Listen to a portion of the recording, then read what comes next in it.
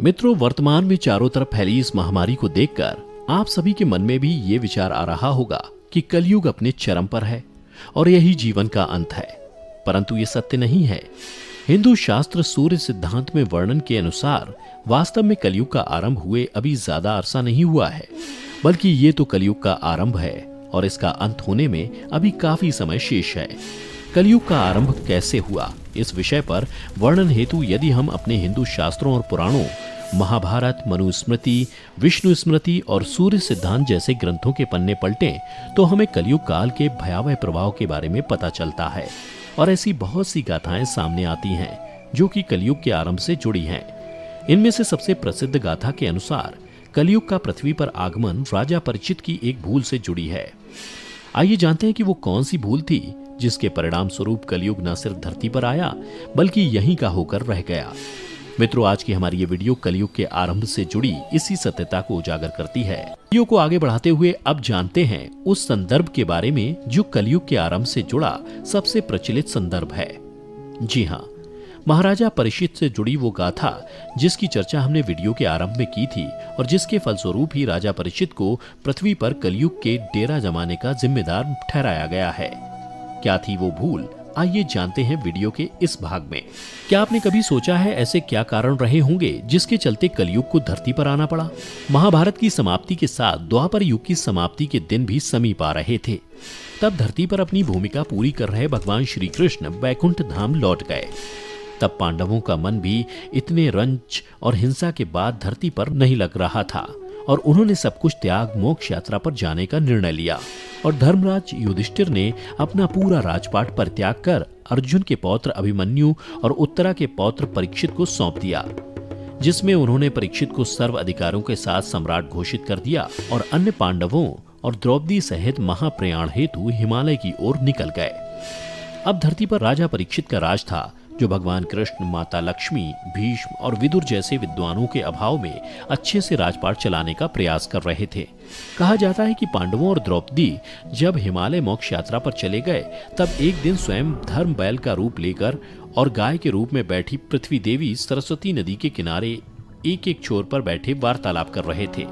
गाय के रूप में बैठी पृथ्वी के नयन आंसुओं से भरे हुए थे। उनकी आंखों से लगातार अश्रु बहे जा रहे थे। पृथ्वी को दुखी देख धर्म रूपी बैल ने उनसे उनकी परेशानी का कारण पूछा। धर्म ने कहा, देवी, कहीं तुम यह देखकर तो नहीं घबरा गई कि मेरा बस एक ही पैर है, या फिर तुम इस बात से दुखी हो अब तुम्हारे ऊपर बुरी ताकतों का शासन होगा? इस सवाल का जवाब देते हुए पृथ्वी देवी बोली, हे धर्म, तुम तो सब कुछ जानते हो, ऐसे में मुझसे मेरे दुखों का कारण पूछने से क्या लाभ? सत्य, मित्रता, त्याग, दया, शास्त्र, विचार, ज्ञान, वैराग्य, ऐश्वर्य, निर्भीकता, कोमलता, धैर्य आदि के स्वामी भगवान श्री कृष्ण के अपने धाम चले जाने की वजह से कलयुग ने मुझ पर कब्जा कर लिया है। श्री कृष्ण के चरण कमल मुझ पर पड़ते थे, जिसकी वजह से मैं खुद को सौभाग्यशाली मानती थी, परंतु अब ऐसा नहीं है। अब मेरा सौभाग्य समाप्त हो चुका है। धर्म और पृथ्वी आपस में बातें कर ही रहे थे, इतने में असुर रूपी कलयुग वहां आ पहुंचा और धर्म और पृथ्वी रूपी गाय और बैल को मारने लगा। उसी समय राजा परीक्षित उसी मार्ग से गुजर रहे थे। जब उन्होंने अपनी आंखों से यह दृश्य देखा तो वह कलयुग पर बहुत क्रोधित हुए। राजा परीक्षित ने कलयुग से कहा, दुष्ट पापी, तू कौन है और क्यों इस निरपराध गाय और बैल को मार रहा है? तू महाअपराधी है, तेरा अपराध क्षमा योग्य भी नहीं, इसलिए तेरी मौत निश्चित है। इतना कहते हुए राजा परीक्षित ने अपनी तलवार निकाली और कलयुग को मारने के लिए आगे बढ़े। राजा परीक्षित का क्रोध देखकर कलयुग थर-थर कांपने लगा। भयभीत कलयुग अपनी राजसी वेशभूषा को उतारकर राजा परीक्षित के चरणों में गिर गया और क्षमा याचना करने लगा। राजा परीक्षित ने भी अपने चरण में आए कलयुग को अपने जीवन की भीख मांगता देख उसे मारना उचित नहीं समझा और उसे चेतावनी देते हुए कहा कि कलयुग, तू मेरी शरण में आ गया है, इसलिए मैं तुझे जीवन दान दे रहा हूँ, किंतु अधर्म, पाप, झूठ, चोरी, कपट, दरिद्रता आदि अनेक द्रव्यों का मूल कारण केवल तू ही है। तू मेरे राज्य से अभी निकल जा और फिर कभी लौट कर नहीं आना। कलयुग ने राजा परीक्षित की बात सुनकर बड़ी चतुरता से कहा कि पूरी पृथ्वी पर आपका निवास है। पृथ्वी पर ऐसा कोई स्थान नहीं जहां आपका राज नहीं हो। ऐसे में मुझ जैसे तुझको पृथ्वी पर रहने के लिए आप स्थान प्रदान कीजिए। कलयुग के ये कहने पर राजा परीक्षित ने काफी सोच विचार कर कहा, असत्य, मद, काम और क्रोध का निवास जहां भी होता है, इन 4 स्थानों पर तुम रह सकते हो। परंतु इस पर कलयुग बोला, हे राजन, यह 4 स्थान मेरे रहने के लिए अपर्याप्त हैं, मुझे अन्य जगह भी प्रदान कीजिए। कलयुग की ये मांग सुन राजा परीक्षित ने विचार कर कलयुग को रहने के लिए स्वर्ण के रूप में 5वां स्थान प्रदान किया। कलयुग इन स्थानों के मिल जाने पर प्रत्यक्ष रूप में तो वहां से चला गया, किंतु कुछ दूर जाने के बाद अदृश्य रूप में वापस आकर राजा परीक्षित के स्वर्ण मुकुट में निवास करने लगा। और फिर इसी तरह से कलयुग का आगमन धरती पर हुआ। मार्कंडेय पुराण में वर्णन मिलता है कि कलयुग के शासक मनमाने ढंग से जनता पर राज करेंगे, मनचाहे ढंग से उनसे लगान वसूल करेंगे। शासक अपने राज्य में धर्म की जगह डर और भय का प्रचार करेंगे। बड़ी संख्या में पलायन शुरू हो जाएगा। लोग सस्ती चीजों की तलाश में अपने घरों को छोड़कर जाने के लिए मजबूर हो जाएंगे। धर्म को नजरअंदाज किया जाएगा और लालच, झूठ और कपट सबके दिमाग के ऊपर हावी रहेगा। लोग बिना किसी पश्चाताप के हत्यारा बनकर लोगों की हत्या भी करेंगे। संभोग ही जिंदगी की सबसे बड़ी जरूरत बन जाएगी। लोग बहुत जल्दी कस्में खाएंगे और उसे तोड़ भी देंगे। लोग मदिरा और अन्य नशीली चीजों की चपेट में आ जाएंगे। गुरुओं का सम्मान करने की परंपरा भी समाप्त हो जाएगी। ब्राह्मण ज्ञानी नहीं रहेंगे। क्षत्रियों का साहस खत्म हो जाएगा और वैश्य अपने व्यापार में ईमानदार नहीं रहेगा। जीवन में अनुभव कर रहे हर एक बुरी स्थिति के लिए कोसे जाने वाला यह कलयुग किन कारणों की वजह से मनुष्य के किए हर एक कुकृत्य के लिए जिम्मेदार ठहराया जाता है? इसके पीछे का क्या कारण है? किसकी वजह से, चाहे किसी व्यक्ति की आपसी द्वेष के कारण हत्या कर दी गई हो, किसी नाबालिग कन्या के साथ दुष्कर्म हुआ हो, अपने ही पुत्र ने माता पिता को घर से निकाल दिया हो, या धन के लोभ में पत्नी ने पति की हत्या कर दी हो, या धन प्राप्ति की लालसा मनुष्य को अपने ही प्रिय को मारने पर विवश कर दे और किसी भले पुरुष की गई भलाई उसी पर भारी पड़ जाए, तो ऐसे में उस दोषी से ज्यादा कलयुग को यह कहकर दोषी ठहराया जाता है कि ऐसा ना होना तो निश्चित था। कलयुग जो है, हर एक कुकृत्य के लिए कलयुग ही जिम्मेदार है। मित्रों, आपने शास्त्रों और पुराणों में युग चक्र के बारे में सुना ही होगा। एक युग लाखों वर्षों का होता है, जो एक चक्र के समान गतिवान है, जिसके फलस्वरूप प्रत्येक युग के समय काल समाप्त होने के पश्चात एक निश्चित समय अंतराल के क्रमानुसार दूसरे युग का आरंभ होना निश्चित है। साथ ही आपको ये भी बता दें कि पौराणिक मान्यता के अनुसार सतयुग लगभग 17,28,000 वर्ष, त्रेता युग 12,96,000 वर्ष, द्वापर युग 8,64,000 वर्ष और कलयुग 4,32,000 वर्ष का बताया गया है। काल गणना के अनुसार 4 युगों की अवधारणा में सतयुग, द्वापर युग, त्रेता युग के बाद चौथा और सबसे अंतिम युग कलयुग ही है। कलयुग का अर्थ है कली की आयु, अंधकार का युग, उपदुख की उम्र या झगड़े और पाखंड की उम्र होता है। कलयुग के इस अर्थ को आप संभवतः वर्तमान में चल रही भयावह स्थिति से जोड़ पा रहे होंगे। वैसे अगर प्राचीन पुराणों को उठाकर देखा जाए तो उसमें इस संसार के अंत को लेकर कई बातें बताई गई हैं। गीता में भी भगवान विष्णु ने कलयुग के आरंभ होने और इस संसार के अंत के बारे में कई बातें बताई हैं।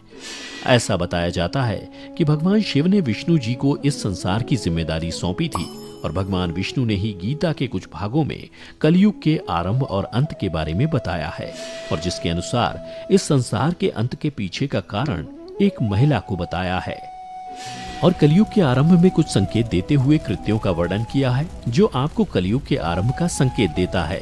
गीता में वर्णन के अनुसार जब एक स्त्री अपने श्रृंगार रूपी बाल काटने लगेगी, जिस दिन एक बेटा अपने पिता पर हाथ उठा देगा, जब चारों ओर सिर्फ असत्य का बोलबाला होगा और सत्य का कोई महत्व नहीं रह जाएगा, जब स्त्रियां अपने घर में ही सुरक्षित महसूस नहीं करेंगी, लोगों के अंदर से भय खत्म हो जाएगा और उनकी अकाल मृत्यु होना आरंभ हो जाएगी, जो कि बहुत कष्टदायी होगी।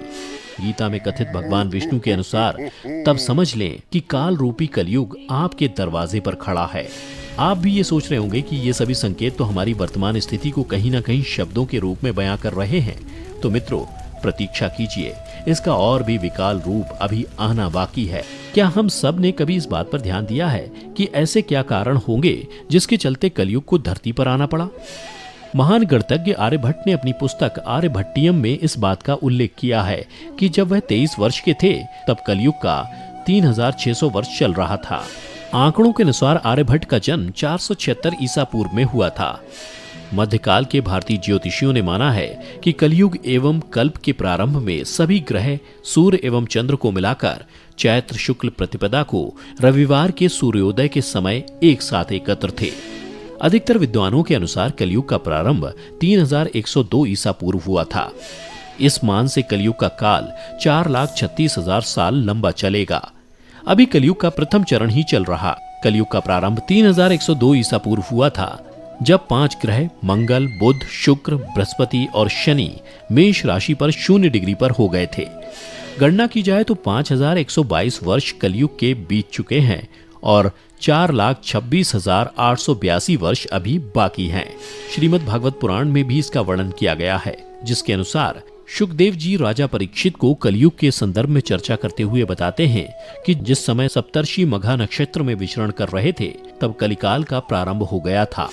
कलयुग की आयु देवताओं की वर्ष गणना से 1200 वर्ष की, अर्थात मनुष्य की गणना अनुसार 4,32,000 वर्ष की है।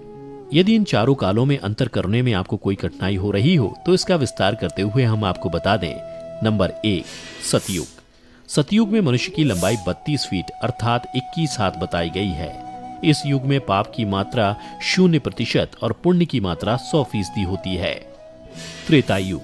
त्रेता युग में मनुष्य की लंबाई 21 फीट अर्थात लगभग 14 हाथ बताई गई है। इस युग में पाप की मात्रा 25% और पुण्य की मात्रा 75% होती है। नंबर 3, द्वापर। द्वापर युग में मनुष्य की लंबाई 11 फीट अर्थात लगभग 7 हाथ बताई गई है। इस युग में पाप की मात्रा 50% जबकि पुण्य की मात्रा 50% होती है। नंबर 4, कलयुग। कलयुग में मनुष्य की लंबाई 5 फीट 5 इंच अर्थात लगभग 3.5 हाथ बताई गई है। इस युग में धर्म का सिर्फ 1/4 अंश ही रह जाता है। इस युग में पाप की मात्रा 75% जबकि पुण्य की मात्रा 25% होती है। मित्रों, हमारे पुराणों में कलयुग की अंत से जुड़ी बातें भी लिखी गई हैं।